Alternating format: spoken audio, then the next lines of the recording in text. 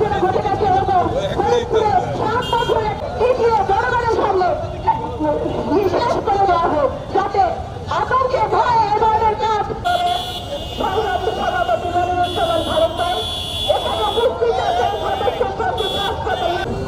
এই ব্যাপারে আমাদের কাছে বক্তব্য রাখবেন বরিশাল মহানগর এবং উপস্থিত আছেন সদস্যবৃন্দ।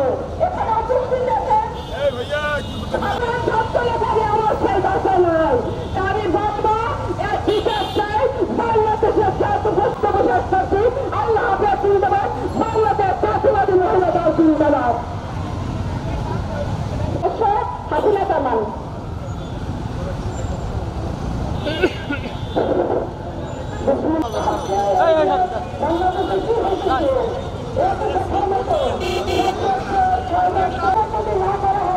সরকারের কাছে আইনের কাছে আমার আগ্রহ আবেদন এবং লক্ষ্য এবং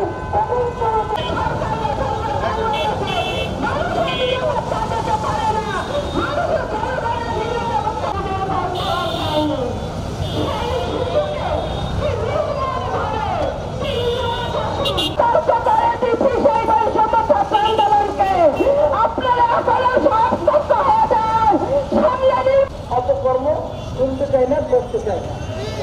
কোনো ধর্ষণ নয়, কোনো হাইজ্যাক নয়, কোনো খুন নয়, কোনো হত্যা নয়, কোনো হামলা নয়।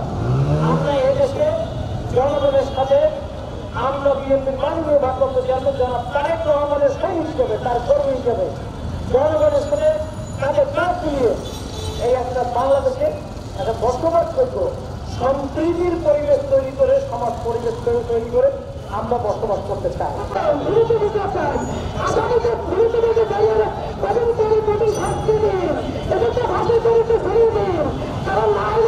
আমাদের শিশুদের কোন নিরাপত্তা নাই।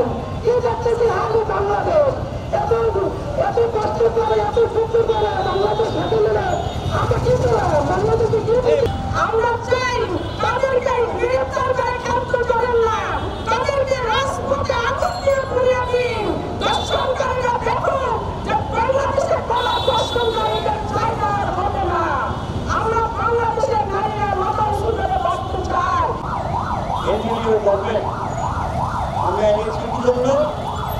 বাংলাদেশে একটি নির্দলীয় নিরপেক্ষ তত্ত্বাবধায়ক সরকারের অধীনে নির্বাচন দিয়ে তাদের কাজ তারা শেষ করে।